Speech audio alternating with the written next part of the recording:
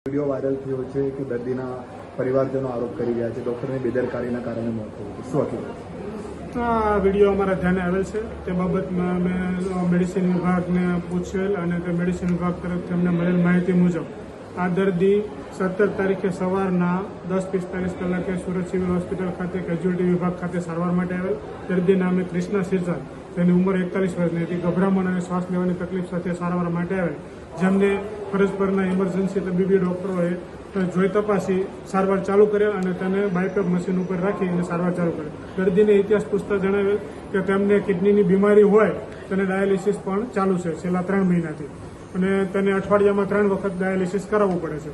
સોમવારે ડાયાલિસિસ કરાવેલ, બુધવારનું ડાયાલિસિસ અમોએ કોઈ કારણોસર નથી કરાવેલ અને આજે ગુરુવારે આ તકલીફ થતાં અમે સારવાર માટે અહીંયા સુરત સિવિલ હોસ્પિટલ ખાતે લાવેલા છે. ડોક્ટરોએ આ બધી વિગતની નોંધ કરી સારવાર ચાલુ કરી અને બપોરના આશરે લગભગ 1 થી 1.5 વાગ્યા આસપાસ તે લોકોને ડાયાલિસિસ વિભાગ ખાતે ડાયાલિસિસ માટે મોકલેલા અને એનું ડાયાલિસિસ પૂર્ણ થયું આશરે લગભગ 6 વાગે. 6 થી 6:15 કલાકે એને વોર્ડમાં ટ્રાન્સફર કરેલા. ત્યારબાદ તેને ચેકઅપ કરતા એનું બીપી વધારે ડાઉન થતા અને દર્દીના સગાને પરિસ્થિતિની ગંભીરતાની જાણ પણ કરેલ અને કહ્યું કે એને જરૂર પડે તો મશીન પર લેવો પડશે અને વેન્ટિલેટર ઇન્ટ્યુબેટ કરવા પડશે.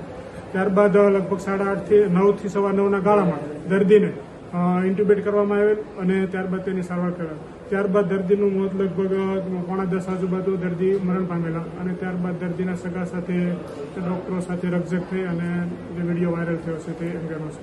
સર, વિડીયોમાં ગંભીર આરોપો છે કે તબીબના કારણે મોત થયું. નહીં, એવી તો અમે એના વિશે હું કોઈ કોમેન્ટ નહીં કરું, પણ દર્દીઓના જે સારવાર કરનાર ડોક્ટર છે તેની સાથે અમે વાતચીત કરતા તે લોકોએ આ હકીકત જણાવેલી.